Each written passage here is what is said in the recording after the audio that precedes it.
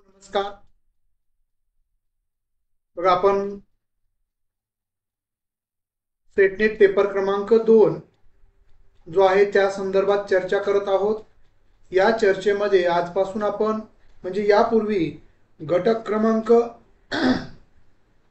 7 जो आहे माहितीचं विश्लेषण या संदर्भात आपण चर्चा केली होती. आजपासून आपण घटक क्रमांक 8 ज्याचं नाव आहे माहिती आणि संप्रेषण तंत्रज्ञान, ज्याला आपण ICT असं देखील म्हणतो. Vaishali madam, Ashwini madam, very good evening. तर या मुद्द्यांवर आज आपण चर्चा करणार आहोत. आपण ज्या पद्धतीनं ठरलेलं आहे त्या पद्धतीनंच जाणार आहोत. म्हणजेच सुरुवातीला त्या घटकावर या पूर्वीच्या परीक्षेमध्ये विचारलेले प्रश्न, अभ्यासक्रम काय आहे, त्या घटकावर प्रश्न कसे विचारलेले आहेत आणि त्यानंतरनं त्या घटकाचं एकेका मुद्द्यानुसार विश्लेषण आणि त्या मुद्द्यावर आधारित प्रश्न, अशा पद्धतीनं एकंदरीत आपण जाणार आहोत. हीच योग्य आणि परीक्षाभिमुख अप्रोच दृष्टिकोन निर्माण करण्याची पद्धत आहे. चला तर मग आपण सुरुवात करूयात. बघा, माहिती आणि संप्रेषण तंत्रज्ञान घटक क्रमांक 8 याच्यामध्ये मुद्दे आहेत ICT म्हणजेच information communication technology. Raviraj sir, very good evening. Jayshree madam, very good evening. तर यामध्ये ICT म्हणजे सामान्यतः संक्षिप्त आणि शब्दावली ICT संदर्भातील, त्यानंतर इंटरनेट, ईमेल, ऑडिओ आणि व्हिडिओ कॉन्फरन्सिंगची मूलभूत बेसिक इन्फॉर्मेशन किंवा त्या संदर्भातील माहिती. त्याबरोबर तिसरा मुद्दा आहे उच्च शिक्षणात डिजिटल उपक्रम कशा पद्धतीने राबवले जातील, उच्च शिक्षणामध्ये डिजिटल उपक्रम. आणि नंतर चौथा मुद्दा ICT आणि प्रशासन, ICTचा प्रशासनामध्ये कशा पद्धतीनं उपयोग केला जाईल. आता या घटकावर जे प्रश्न विचारले ते आपण बघूयात. त्यानंतर हा घटक आपल्या अभ्यासक्रमामध्ये का ठेवला आहे, याचा उद्देश काय आहे, तर तो देखील आपण या प्रश्नाच्या विश्लेषणानंतर पाहणार आहोत. अभ्यासक्रम आपण पाहिला 4 मुद्दे, 4 मुद्द्यावर आधारित तुम्हाला 5 प्रश्न, जे 10 गुणांसाठी, प्रत्येक प्रश्न आपला 2 गुणांसाठी आहे. तर 10 गुणांसाठी प्रश्न विचारलेले आहेत. त्याचं एकंदरीत माहिती म्हणजे 7 एप्रिलच्या 2024च्या परीक्षेमध्ये. बघा, 47 असे प्रश्न क्रमांक 36 ते 40 हे जे 5 प्रश्न आहेत ते या घटकावरचे आहेत. कोड ए, पिक्सल डिजिटल कॅमेऱ्याचा फोकस मापनाचे एकक. HDD डिजिटल पडद्याच्या उच्च स्पष्टतेचे डिफिनेशन्स एकक. KBPS विदा डेटा हस्तांतर वेगाचे एकक. त्यानंतर GHZ डिजिटल उपकरणामधील स्मृती साठवण्याची एकक. योग्य उत्तर आहे आपला, योग्य उत्तर काय आहे, KBPS विदा डेटा हस्तांतर वेगाचे एकक. आता स्पष्टीकरण, पिक्सल PXL हे डिजिटल कॅमेऱ्याचा फोकस मापनाचं एकक आहे, बरोबर आहे. त्यानंतर पिक्सल हे डिजिटल कॅमेऱ्यामधील फोकस मापनाचं एकक नाही, तर हे जो पहिला पर्याय का चुकीचा आहे तो आपण पाहत आहोत. पिक्सेल हे प्रतिमा म्हणजेच फोटो किंवा स्क्रीनवरील एक टाईल असते, म्हणजे एक शैली आहे ज्याद्वारे प्रतिमेचा तपशील मोजला जातो, म्हणून या जोड्या योग्य नाहीत. त्यानंतर दुसरी का चुकीची आहे, HDD तर डिजिटल पडद्याच्या उच्च स्पष्टतेचे डिफिनेशन एकक. तर याचं स्पष्टीकरण आहे HD हार्ड डिस्क ड्राईव्ह हे साठवण क्षमता दर्शवते आणि हे डिजिटल पडद्याच्या उच्च स्पष्टतेचे एकक नाही, त्यामुळे B पर्याय चुकीचा आहे. आता C पर्याय म्हणजे तिसरा पर्याय, हे डेटा हस्तांतराचा वेगाचं एकक. बघा, किलोबाइट्स पर सेकंड हे याचं एकक आहे. हे डेटा हस्तांतर म्हणजे एकीकडून दुसरीकडे पाठवण्याचं. Madhuri madam very good evening. जे डेटा ट्रान्सफर दर मोजण्यासाठी वापरले जाते म्हणजे किती किलोबाईट प्रति सेकंद डेटा ट्रान्सफर होतोय हे या एककामार्फत दर्शवलं जातं, दाखवलं जातं. म्हणून ही जोडी जी आहे तिसरी ती योग्य आहे. त्यानंतर चौथा पर्याय का चुकीचा आहे तर GHz डिजिटल उपकरणामधील स्मृती साठवणुकीचं एकक तर नाही. हे का नाहीये तर बघा गिगाहर्ट्झ हे गती मोजण्याचं एकक आहे. विशेष प्रोसेसरच्या घड्याळ गतीसाठी GHz स्मृती साठवणीच्या एककाशी संबंधित नाही. स्मृती साठवण्यासाठी GB म्हणजेच गिगाबाइट्स किंवा TB म्हणजे टेराबाइट्स वापरले जाते. म्हणून ही जोडी चुकीची आहे. त्यामुळे योग्य उत्तर आहे 36व्या प्रश्नाचं KBPS. पुढचा प्रश्न 27वा बघा. हा प्रश्न म्हणजेच एकक कशाचे म्हणजेच ICT मधील संकल्पनेवर आधारित आहे, ज्ञानावर आधारित हा प्रश्न आहे. आपल्याला समजलं असेल जो अभ्यासक्रमाच्या पहिल्या मुद्द्यावर आधारित आहे. त्यानंतर दुसरा प्रश्न आहे 37वा. HTTP ऐवजी HTTPS ही इंग्रजी अक्षरे ऍड्रेस बाबत बारमध्ये असणारी वेबसाईट तुम्ही जेव्हा वापरता तेव्हा तुम्ही कोड कोणता वापरता म्हणजे त्याचे पर्याय आहेत. एक वेगानं इंटरनेट जुळणी जोड वापर असता, एक सुरक्षित संपर्क जोड वापरत असता, विदा म्हणजे माहिती हस्तांतरणाचा एक मार्ग म्हणून वापरत असता, स्मार्टफोनशी अनुरूप वेबसाईट वापरत असताना. तर योग्य उत्तर आहे एक सुरक्षित संपर्क जोड वापरत असताना आपण HTTP hyper text transfer protocol याचा वापर करतो. हे एक सामान्य इंटरनेट प्रोटोकॉल आहे जो डेटा ब्राउझर आणि वेब सर्व्हर दरम्यान हस्तांतरणाचं काम करण्यासाठी वापरला जातो. आणि HTTPS म्हणजे hyper text transfer protocol sources हे HTTP च्या सुरक्षित आवृत्तीचे प्रतिनिधित्व करते. S म्हणजे सुरक्षित, याचा अर्थ प्रोटोकॉल डेटा हस्तांतर करताना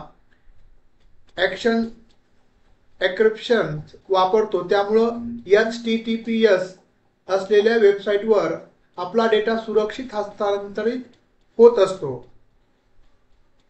त्यानंतर ना पुढचा प्रश्न त्यामुळं B पर्याय योग्य. पुढचा प्रश्न आहे 38वा. इंटरनेटवरील खालील डिजिटल सेवा सर्वप्रथम सुरू झालेले वर्ष त्या निकषावर आधारित खालीलपैकी कोणता पर्याय कालानुसार दर्शवतो. तर सुरुवातीला कोणतं जे नवीन डिजिटल सेवा सुरू झाल्या त्याचा क्रम लावायचा आपल्याला. योग्य क्रम आहे विकिपीडिया, यूट्यूब, जीमेल, इंस्टाग्राम अशा पद्धतीने त्यांच्या पिढ्या विकसित झालेल्या आहेत. त्यामुळं B पर्यायच योग्य आहे. आता त्याचं स्पष्टीकरण काय आहे तर विकिपीडियाची निर्मिती 2001 मध्ये सुरू झाली.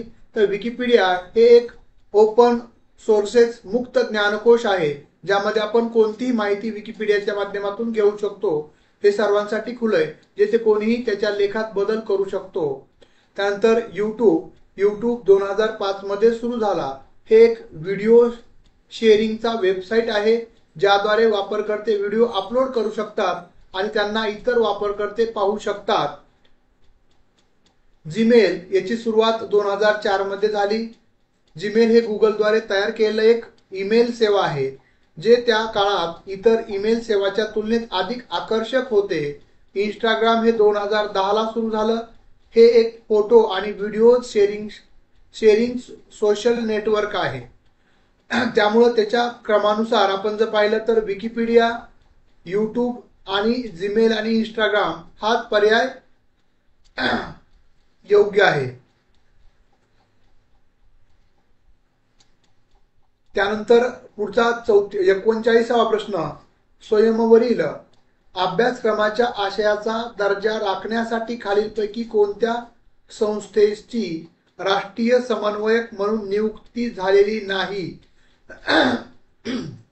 नसणारा पर्याय आपल्या या ठिकाणी निवडायचा. 39वा प्रश्न आहे म्हणजे ICT या घटकावरचा चौथा प्रश्न, त्याचे पर्याय आहेत भारतीय विज्ञान संस्था, IISc, राष्ट्रीय मुक्त विद्यालक्षी शिक्षण संस्था, NIOS, त्यानंतर सी भारतीय व्यवस्थापन संस्था बेंगळूर, IIMB, आणि डी शैक्षणिक संज्ञापन सहयोग, CEC.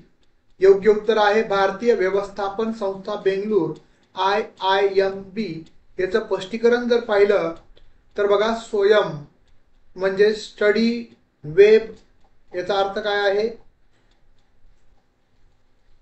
तर study webs of active learning for young aspirant minds हे भारत सरकारचे एक ऑनलाईन शिक्षण पोर्टल आहे. त्याचे उद्दिष्ट विद्यार्थ्यांना गुणवत्ता आधारित उच्च शिक्षण उपलब्ध करून देणं, यासाठी विविध शैक्षणिक संस्थांना राष्ट्रीय समन्वयक म्हणून नियुक्त करण्यात आलेला आहे. Indian institute of science he IISc ही एक प्रमुख वैज्ञानिक संशोधन संस्था आहे, ज्याची राष्ट्रीय समन्वयक म्हणून नियुक्ती स्वयंमध्ये आहे. त्यानंतर NIOS national institute of open schooling हे या संस्थेचं मुख्य उद्देश मुक्त शिक्षण वाढवणे आणि स्वयंमध्ये एक प्रमुख संस्थात्मक भागीदारी म्हणून ही संस्था कार्य करते. तर CEC construction of educational communication हे शैक्षणिक सामग्री तयार करणारी आणि प्रसारित करणारी संस्था आहे, जी स्वयं अभ्यासक्रमाच्या आशयासाठी जबाबदार आहे.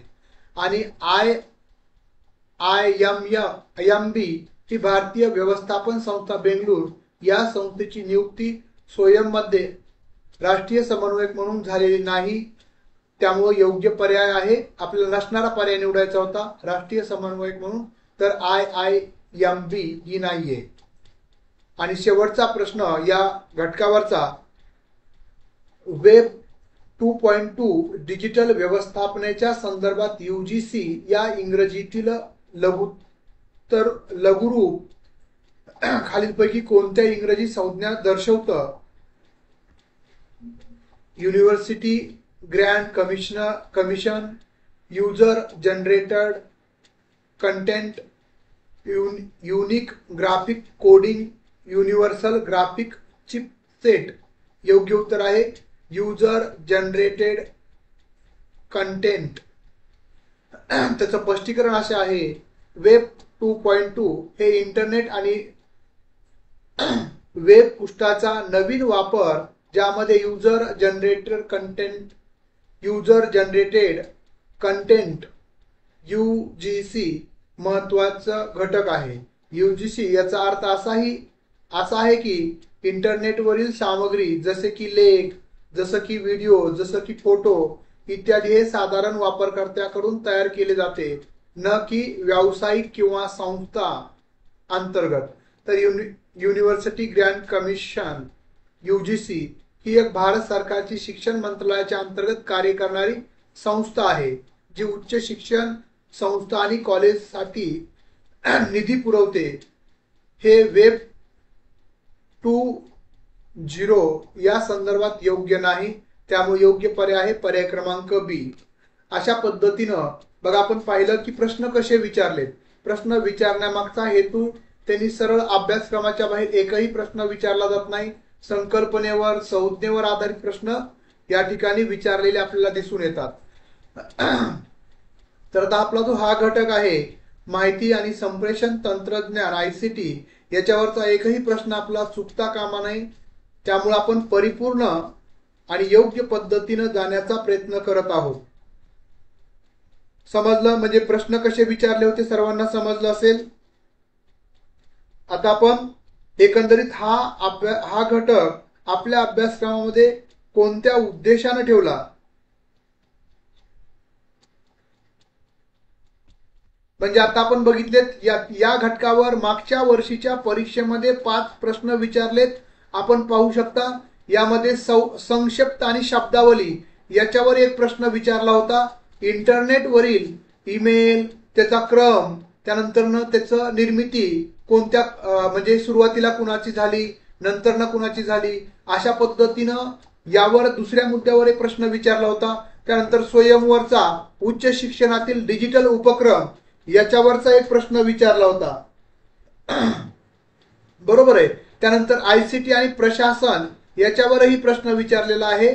आणि इंटरनेट त्याच्या जी माहिती ट्रान्सफर होतोय डेटा त्याच्यावरचा प्रश्न विचारलेला आहे.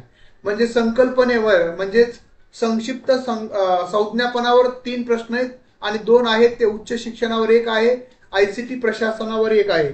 अशा पद्धतीनं एकंदरीत 5 प्रश्न या 4 मुद्द्यांवर कसे विचारलेत हे तुम्हाला सहसंबंध को रिलेशनच्या माध्यमातून तुमच्या निदर्शनास आणून देण्याचा प्रयत्न केलाय. म्हणजे तुम्हाला तुमच्या या घटकाच्या अभ्यासाची दिशा निश्चित करता येते.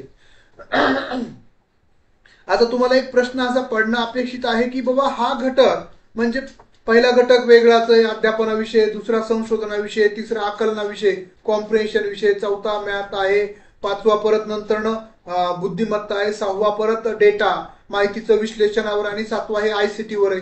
काय चालू, प्रत्येक घटक वेगवेगळा आहे. तर याचा उद्देश हा घटक तुमच्या अभ्यासक्रमामध्ये का समाविष्ट केला याचं कारण आपण समजून घेऊयात. म्हणजे तुम्हाला कळेल की प्रश्न विचारणाऱ्या म्हणजे नेटसाठी किंवा सेटसाठी त्यांना काय अपेक्षित आहे तुमच्याकडून त्यांना ह्याच्यातलं कोणतं ज्ञान अपेक्षित आहे. तर बघा, माहिती आणि संप्रेषण तंत्रज्ञान आयसीटी हा घटक सेट नेट परीक्षेच्या अभ्यासक्रमातील समाविष्ट करण्यामागचं कारण काय आहे ते सुरुवातीला समजून घेऊया. तर शिक्षणाच्या आधुनिक स्वरूपाशी जुळवून घेणं. शिक्षणामध्ये बदल झालाय. आजच्या युग हे 21वे शतक आहे. माहिती आणि तंत्रज्ञानाचं शतक म्हणून ओळखलं जातं. अधिक डिजिटल होत आहे. माहिती आणि संप्रेषण तंत्रज्ञानाचा उपयोग शैक्षणिक संस्थेमध्ये शिकवण्याची कार्यक्षमता वाढवण्यासाठी, नवीन तंत्रज्ञानाचा वापर करण्यासाठी महत्वाचा ठरतो. त्यामुळे केलेला आहे. आयसीटीचा वापर करून अभ्यासक्रम अधिक आकर्षक आणि संवादात्मक बनवता येईल. विद्यार्थ्यांना समजेल, रुजेल, पचेल अशा पद्धतीनं आपल्या अध्यापनाच्या पद्धती आयसीटीच्या माध्यमातून निवडता येतील. दुसरं कारण आहे शैक्षणिक संशोधनाचा पाया मजबूत करणं. बघा, आधुनिक संशोधन पद्धतीसाठी माहिती आणि तंत्रज्ञानाचा प्रभावी वापर केला जातो. आज आपण एका मिनिटामध्ये, एका सेकंदामध्ये जगातली कोणतीही माहिती आपण इंटरनेटच्या माध्यमातून, डिजिटल लायब्ररीच्या माध्यमातून, ऑनलाईन प्लॅटफॉर्ममुळे संशोधनासाठी वेगळी आपल्याला दिशा मिळते. त्यासाठी हा घटक तुमच्या अभ्यासक्रमामध्ये समाविष्ट करण्यात आला आहे. त्यानंतर प्रशासन आणि व्यवस्थापन सुधारण्यासाठी. तर बघा, शैक्षणिक संस्थांमध्ये आयसीटीचा उपयोग कार्यक्षमतेने प्रशासन, परीक्षांचे आयोजन असेल, परीक्षांचं मूल्यमापन असेल, विद्यार्थ्यांचं व्यवस्थापन, त्यांची आन्सर सीट तयार करणं असेल, त्यांची अटेंडन्स सीट आपल्याला ऑनलाईन पद्धतीनं अपडेट करणं असेल, ई गव्हर्नर सारख्या उपक्रमामुळे संस्थात्मक पारदर्शकता वाढते. त्यानंतर आपण थंब करू शकतो. त्यानंतर आपण अटेंडन्सला स्कॅनिंगच्या माध्यमातून करू शकतो. हे सर्व आयसीटी मुळेच शक्य झाले आहे. त्यानंतर डिजिटल साक्षरतेला प्रोत्साहन देण्यासाठी. आताचं युग हे डिजिटल युग आहे. शिक्षक आणि विद्यार्थ्यातील डिजिटल साक्षरता महत्वाची आहे. नेट सेट परीक्षेद्वारे शिक्षकांची म्हणजे प्राध्यापकांची आयसीटी संबंधातील कौशल्य, त्यांना एक्सेल सीट बनवता आलं पाहिजे, त्याला गुगल फॉर्म तयार करता आला पाहिजे, हे सर्व कौशल्य त्याच्याकडे अवगत असले पाहिजेत. हा पण त्यामागचा उद्देश आहे. त्यानंतर नवनवीन तंत्रज्ञानाशी परिचय करून देणं. ई लर्निंग असेल, ई कॉमर्स असेल, ई फायलिंग असेल, ई मेलिंग असेल, ऑडिओ व्हिडिओ कॉन्फरन्सिंगच्या माध्यमातून आपल्याला तंत्रज्ञानाचा वापर करता येतो. तंत्रज्ञानाचा वापर वाढवता येतो. पारदर्शकता येते.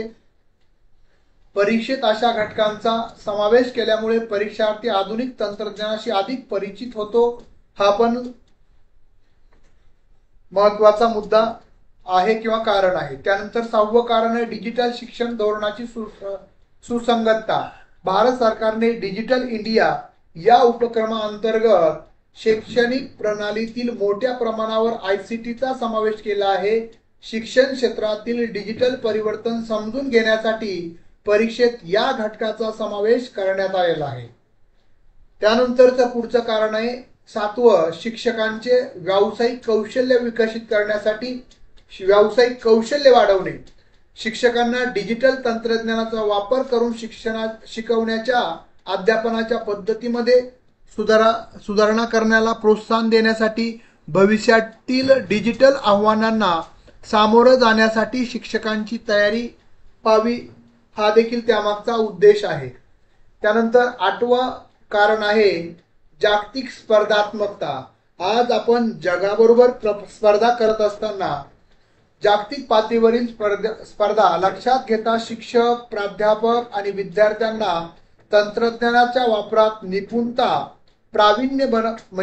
निपुण बनवणं अत्यावश्यक आहे.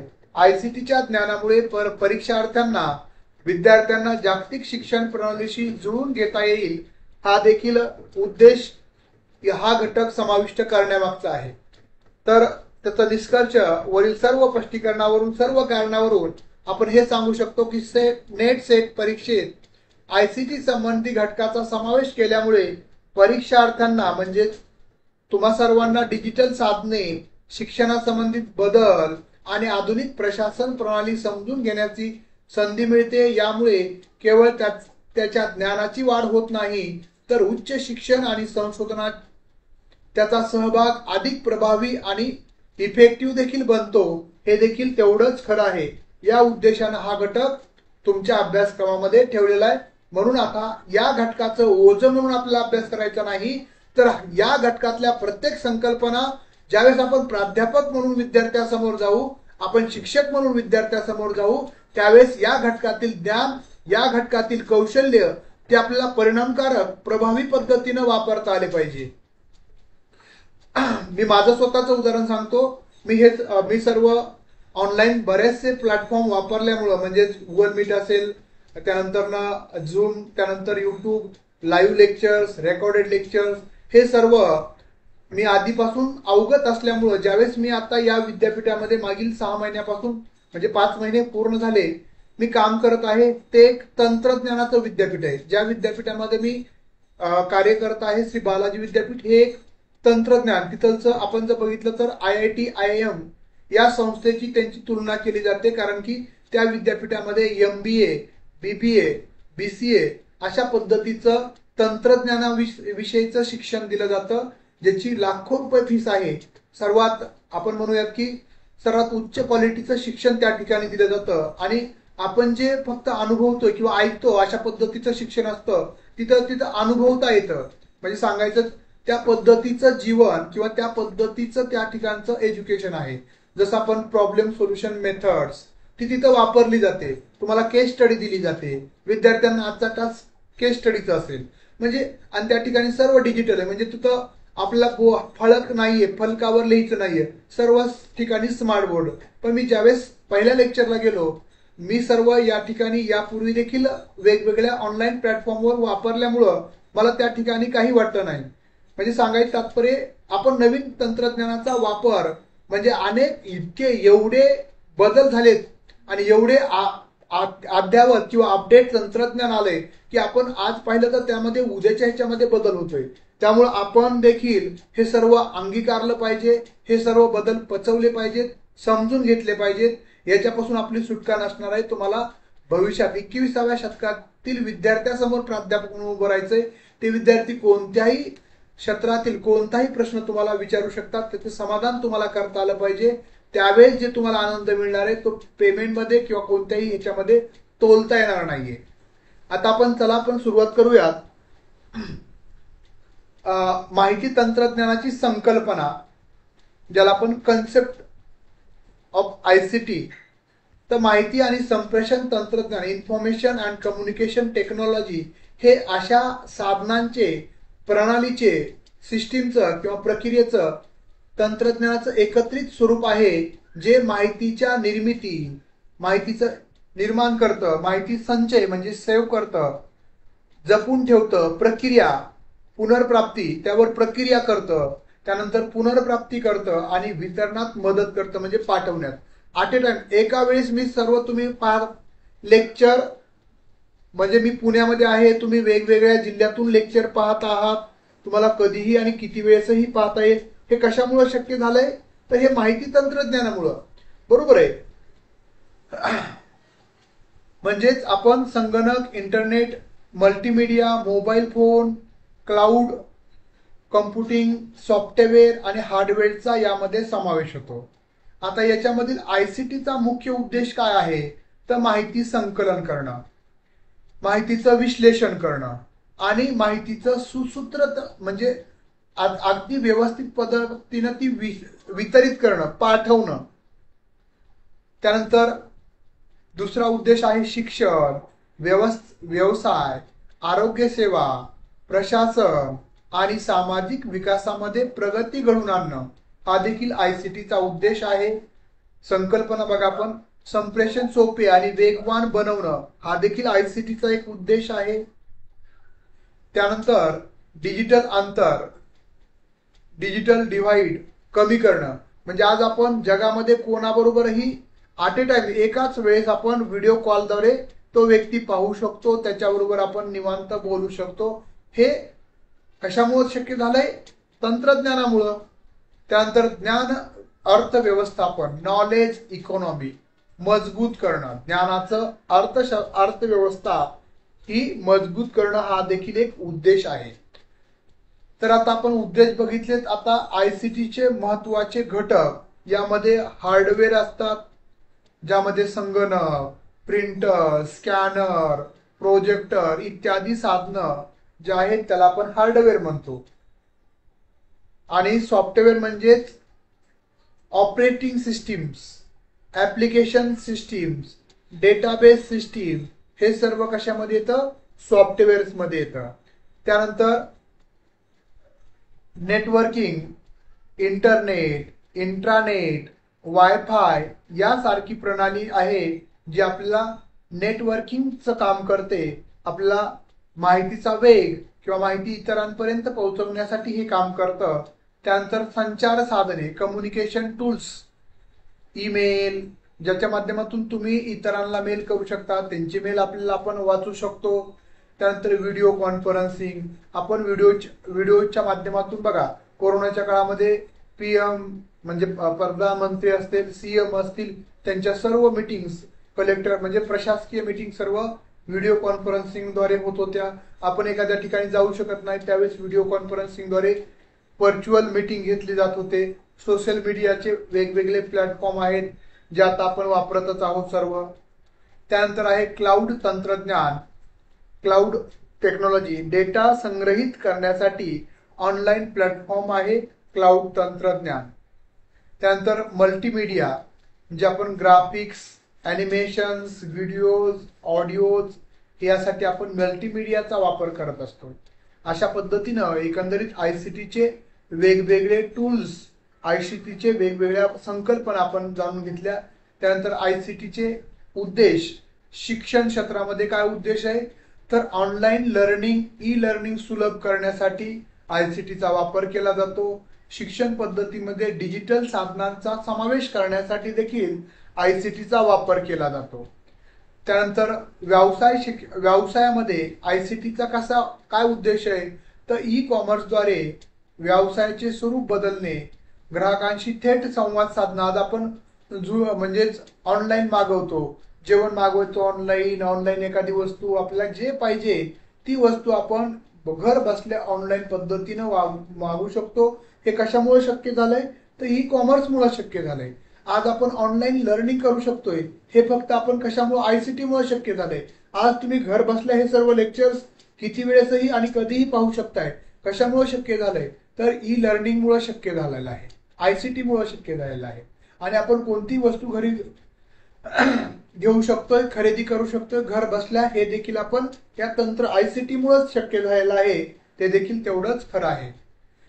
त्यानंतर आरोग्य विषय बघा, टेलिमेडिसिनद्वारे आरोग्य सेवा सुलभ करणं, काउन्सिलिंग करणं, डॉक्टर आपल्याला उपचार पद्धती सांगतात.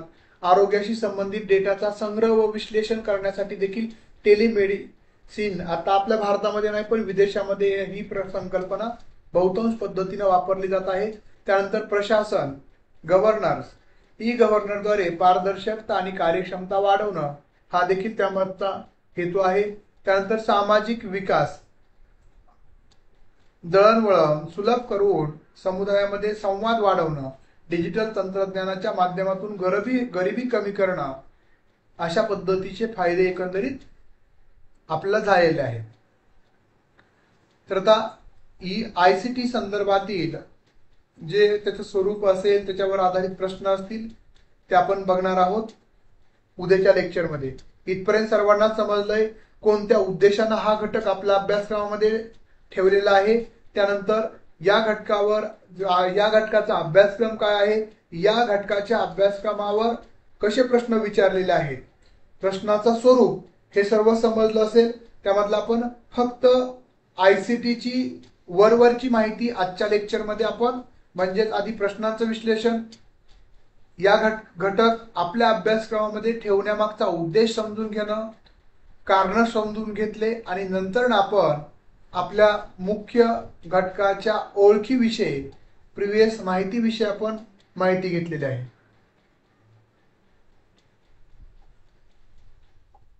ओके माधुरी मॅडम, चालेल. सातत्य ठेवा फक्त अभ्यासामध्ये.